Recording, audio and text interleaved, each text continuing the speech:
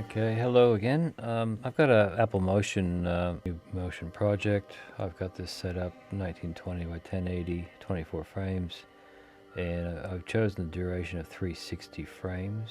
You do have a choice of time code and seconds. Sometimes when I'm doing things with rotations, I like to use frames so I get exact 360, and you'll see in a minute why that makes it a bit easier. So anyway, I've got this opened up here. So what I want to do is basically make a globe with longitude and latitude lines out of a circle, just to demonstrate how you can put that in and rotate it in a 360 degree, and you can really build on it. So it's going to basically cover how to use the shapes. So firstly, I'll just select the circle tool and hit shift and drag out a circle. We have this circle here. If we go to inspector, we have the shape clicked on. The style will give us a choice of fill, outline. I'm going to just use outline only. Fill you can put in and you can just lower the, maybe make that 5%, something like that, just to give it some difference, but not necessary. Maybe we can just throw a little bit of a color, give a bit more difference. So there we go. You go into geometry, and this is where you can choose a size. Now you can either use a slider, or you can just if you want exact, I'll just type in 200 pixels. And just so you know, if you ever need to access the actual control points, you just hit convert to points, and that will give you your points here, which if you notice down here, the tool has changed to the edit point tool. So that means whenever you touch on these, you can right click and change them, that sort of thing. So which we won't do that at this point, but let's put that back in transform. So just so you know, it's there, and then the control points, when they're visible, you can see based on 0, 0 at the center of the shape, we have minus 200, plus 200, plus 200, minus 200 there. So that's where these numbers are coming from. So getting back to, so the first thing I like to do when I'm starting off with a circle that I will be duplicating, I like to get everything right. First check the anchor point, and that's right in the center. I'm going to reset the parameter there to center out. Put that back on transform. So this circle's right in the center. It's always nice to work everything from the center when you're building a shape up like this. The other thing is on the shape, you can actually, within the style, this is where you can also choose fill color and opacity, as we did before. But we can also have the first point offset and last point offset. Sometimes this makes it a bit interesting. So you can actually move these around. And if we put that at, say, 90%, or maybe 95, and we do this, I think 5. So now we've got a little bit of a gap in our circle. So this will open up one end. When we finish up this, you'll see what I'm doing here. And the other thing is I want this to start off with this at the top. So I'll open up rotation, and on the Z I will rotate it minus 90.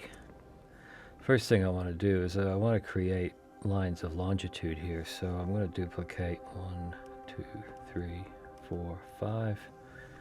And sometimes I like naming things. So this circle here, go to properties. We won't worry about the 90. That's strictly for how this is set up here. But the Y is what we're going to be looking at. So it rotates around. So if I put that at 90 degrees. So now it's, this one here is 90 degrees to the other one. So I want to look at the top, and in order to do that on this group is 2D. I'll just quickly throw that to 3D. And in order to get these overlays, these 3D overlays, if you throw a light on it, now you can access the compass and you can access the different views. I really wanted to do is have 60. So start from the top, that's 90. This one here we will change to 30 degrees, I think. This one we'll do at 60. This one we'll do at 90. This one we'll do 90, and 30 is 120. And this one will be 180. I think that's going to be right. So now what we'll do, we'll just quickly throw the active camera on, and on this group. I'm just going to rotate them all.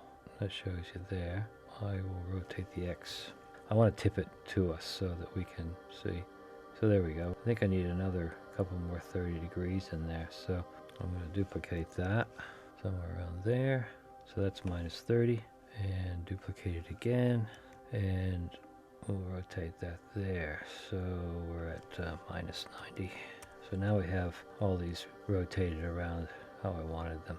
So I can leave this alone now for the moment. I'll just close that off. I'll tip this group back. So as you see there it is there. And I might just move that light, select the light, might just move that off to the side.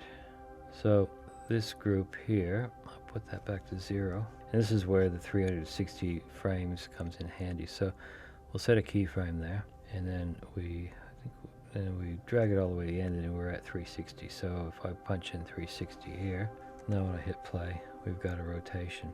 And then when I take this group, and then we can rotate that way, and we can rotate that way. So now we've got this rotating at a particular angle. So the first group, we are all rotated and they stay put with our different rotations. And then we animate the rotation around the y-axis when it's upright. And then we do another group, and then that group can be, change the rotations there, just however you like. I'm going to reset that back to 0 for the moment, and I'm going to stop the play, because what we'll do now is I want to create another group, and we will call this latitude. And I'm going to go into this group, pull any circle out, the one that's got no rotation on the Y. I'm going to duplicate that, and I'm going to drag this up into the latitude group. So I've got this group I can leave alone. I'll just rename that longitude. There we go. So here's the layout. Basically, we got all the circles of longitude in this group, which is animation, a rotational animation on there. And then we put this into another group, which we then can change our angles, but we won't do anything with that at the moment. I've got this circle here. I want to rotate that on the x-axis by 90 degrees. If we did have the tilt, we could see once we get all this grouped up, we can then tilt it. So I've got this circle here, and if we look at the top view, there it is there. So this one will be duplicating for the latitudes. And so I know it's hard to see on end like that, but the indicators are here. So do the same thing. Because this is 200, I like 3, there's 6. I'll do one more. So I like the 1, 2, 3. So this one here we'll leave. I'll name that the equator. So we'll leave that in the center. And then the layers now sort of designing it so we're moving these up. So they're stacked the same way. They'll be stacked on the picture just to help keep track of it. So here the position is the Y position. Somehow the copy got thrown off a bit, so I'll just correct that before we go any further. Should have checked that before I copied them. Now as we move up and down from the equator, I will, let's say 50. We'll see what that looks like. Say 100 there. And this one, 150. Looks good. So these aren't scaled just yet, so we'll do that in a minute. We'll change that to minus 50, minus 100, and minus 150. Okay, so a couple ways. We can already look at the scale while it's here, and I want these to overhang a little bit anyway. This one will scale down to about there. So that's 70. This is 88. Okay, and that's 97, so we can do the same thing here. So that's 70. This just adds a bit of precision to it. This was 88, and from memory that was 97. And the other thing we can do with these, because they're on their side, if we look at the shape itself and we want to change the width, we can make that maybe 10, make each one of these 10. It'll become clear in a sec, but this just gives the line which is now on its side a bit of breadth this way. 10, 10, 10. Good. Double checking there. So that's all good. So I think at this point we can close that up. I might just put that light back in the center there. So the light, while I got you here, we can just give that a bit of color if we want. We can raise the intensity. We can raise the diameter, things like that. We can make it, instead of point, we can make it a spotlight, and that will give us a direction. We can rotate that spotlight.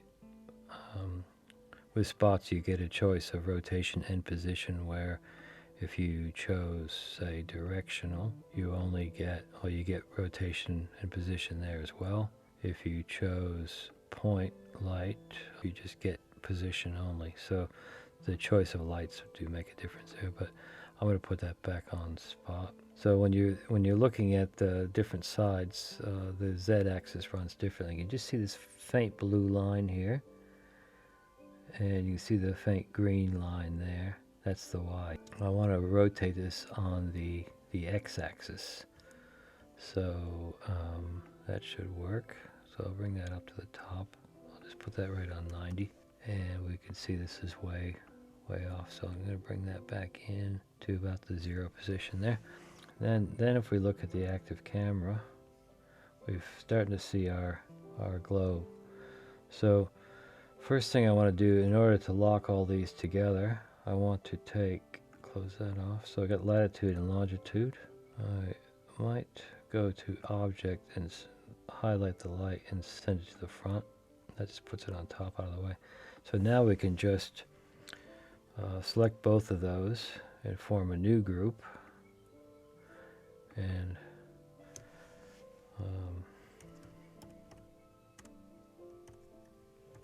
longitude, latitude. So that makes it all one unit. So now, if we want to, it's rotating still. You notice that the latitude lines aren't rotating. So this is where we can get interesting here. So if we open up the latitudes, we have each one of these. If we give each one of these a rotation around the y-axis, so you see that's rotating there. If we start by keyframing each one of these, I won't keyframe the equator, I'll leave that as a point of difference. So each of these are now locked at 0, and then again we can give the top one negative 360.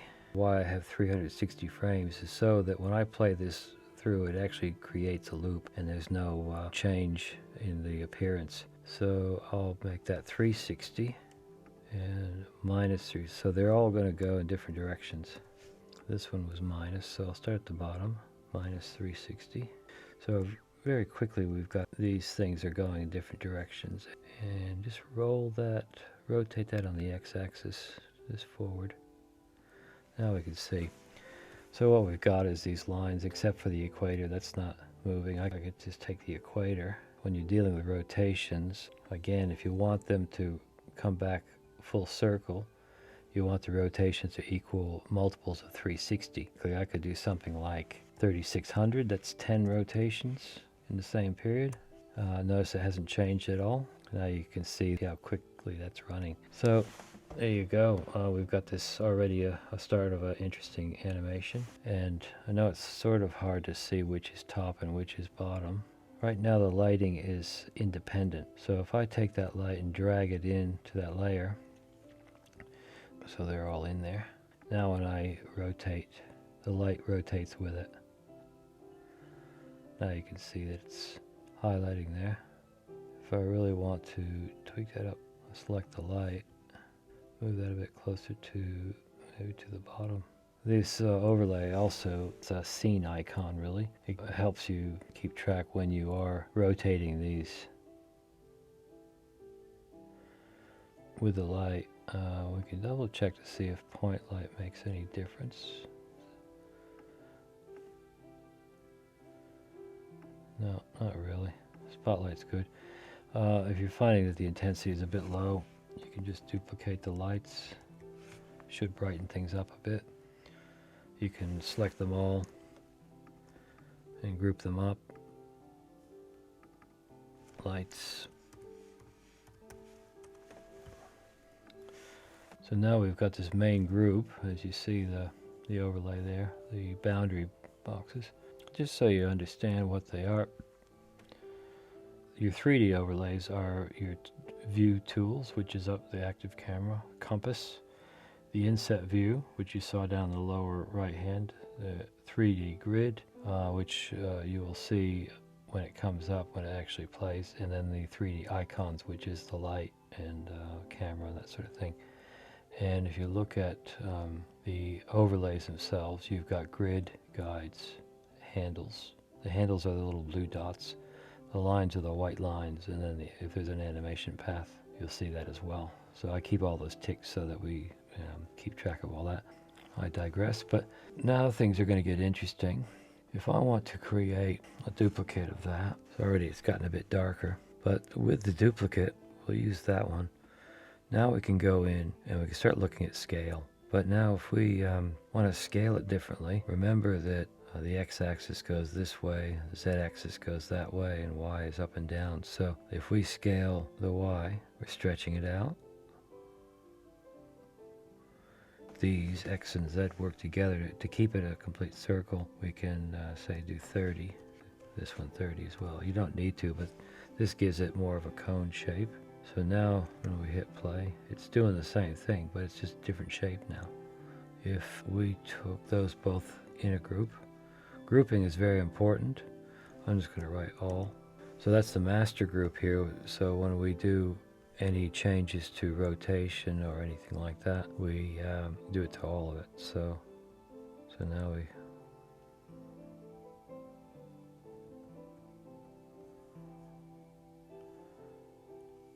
and then if we want to, I'm just going to write thin on that. Alright, sphere here, just so we can keep track of which is which. So now if we go in and we make changes to this, we can do that. If we take the sphere now, and what I'll do on this one is I'm going to take that y-axis down just a bit to there. And then we take the sphere and we do the x 200. And that to 200. Maybe make that 150, just so we can see the difference. Now we're changing the shape yet again. So, and then we take the y and we flatten it down. I rotate this around.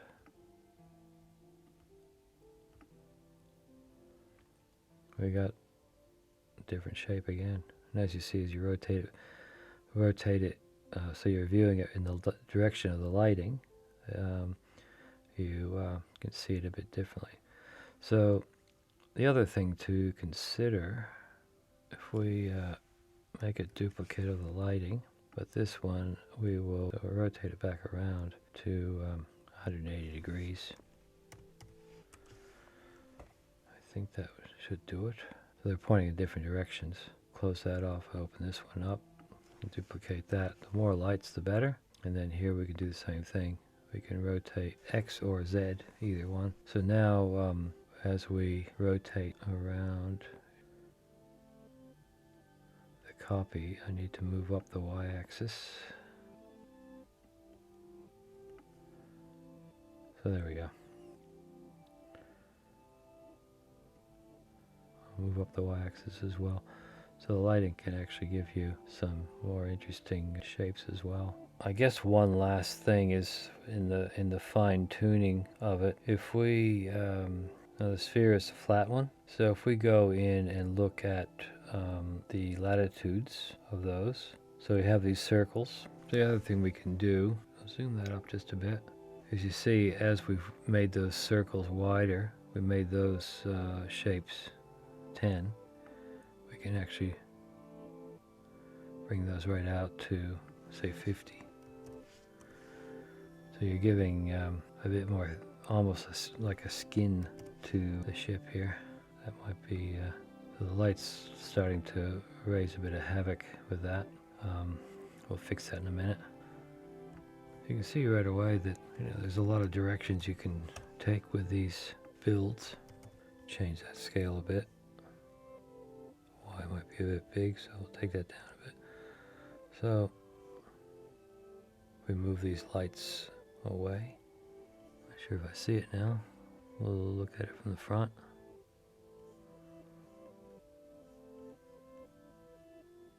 Hard to see where it is, but we certainly can lower. Oh, there it is there. Lower this back down, or take it right up, or to switch it off. No. So anyway, the lighting is probably a bit of an issue, so we might actually delete a couple. They're still a bit bright. So we'll go back to active camera. So you can see a bit of the spines now. It's not really helping. I think I made those lines too big in the latitude. In the latitude copy. There they are. Just down a bit. Bit big for 50, so make it 20. That's a bit better. Oh, that's a little bit better. But just take them back to where they were. So as you see, when you've turned a circle on its side, then all of a sudden the width becomes the breadth or depth of it, whichever you want to call it. We can maybe switch the lights back on. Anyway, that's a bit of a rundown on how you can set up layers just from one circle by rotating it, rescaling it, changing the width, adding some lights to it. And final thing is, if we want to add a camera, we can go to the camera, and best to look at from the top.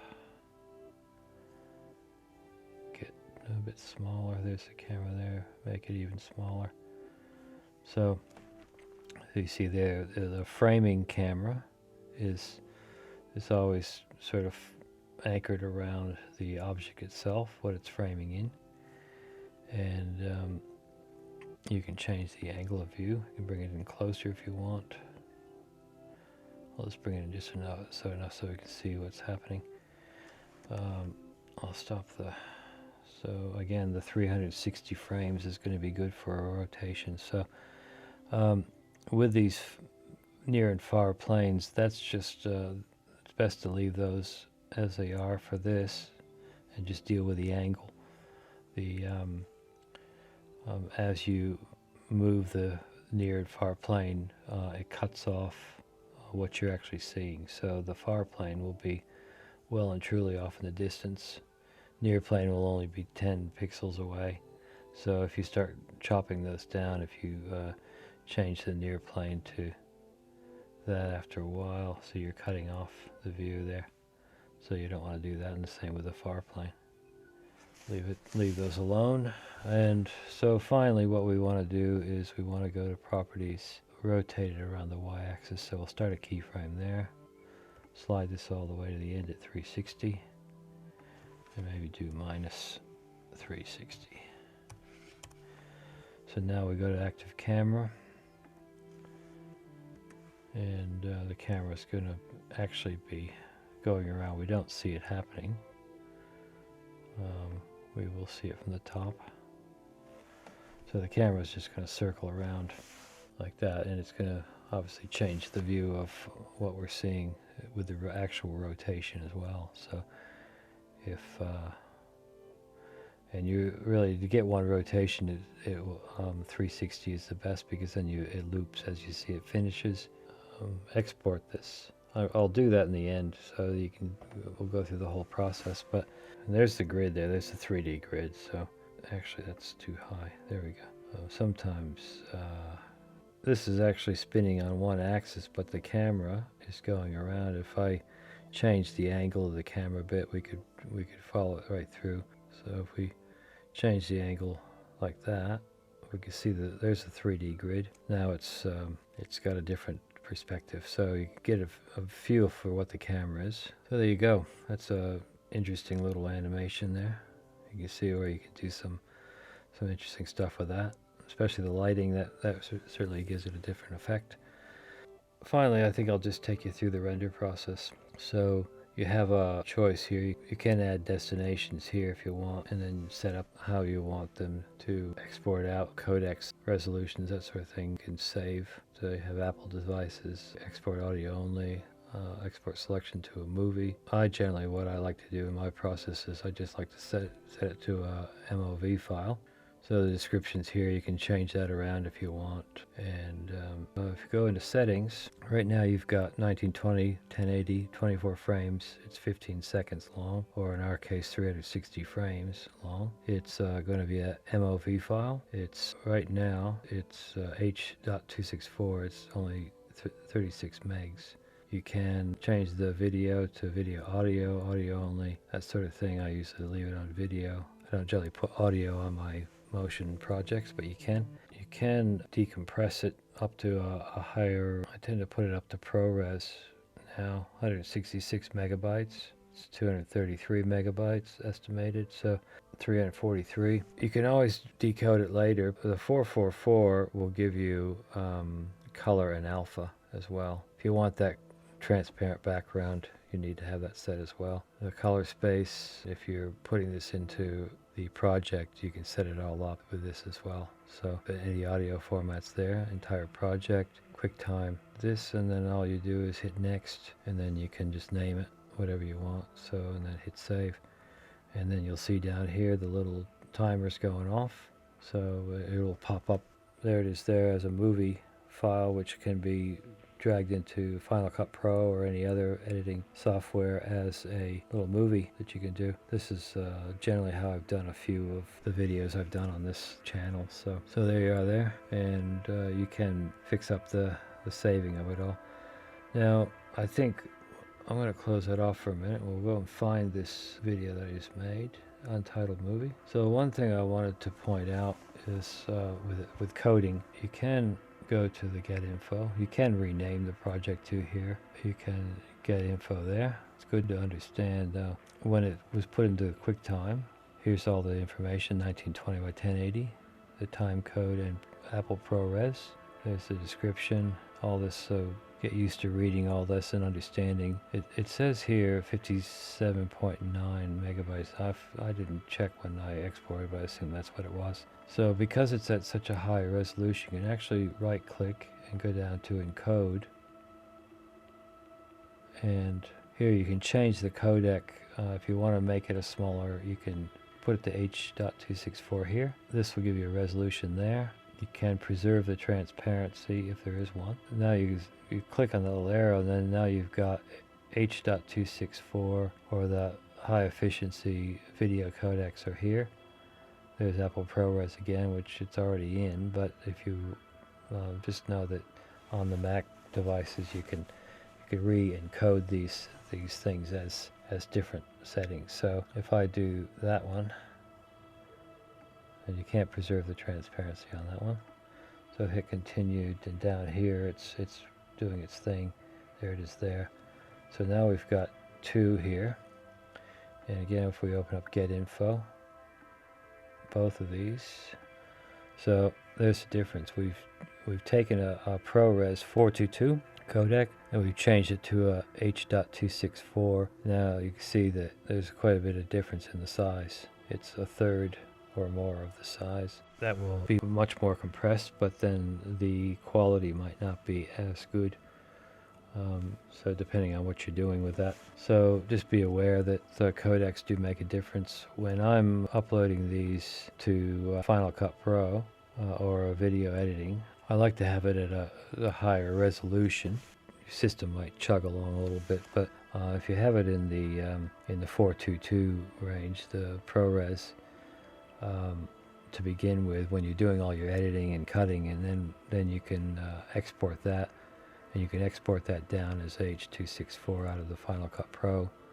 So it will be smaller again, but then you're always working with a higher resolution and a better color codec and color sampling and all that. It's better to work with something a bit higher, I think, and then downsample it when you're finished up with your final project, and that will depend on where it's going. If you're sending it onto the internet, or if you're making DVDs or whatever, certainly good to know your codecs and know your color sampling and how that all works. There is an app that goes with these with Final Cut Pro called Compressor, which gives you a big choice of codecs as well, and resolutions and all that. So a good thing to understand about those. And Maybe I'll do a video in the near future about that. But if I open up Final Cut Pro, I'm still in the trial, so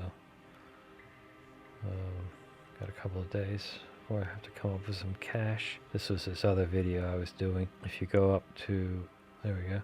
This has the same sort of thing, DVD, export, Apple devices, that sort of thing. If you're exporting this, it's same arrangement as the other one, and you look at the settings here, H.264. Now this is a 15 or 16 minute video, so it's going to be a bit higher. You have all these to choose from, uncompressed.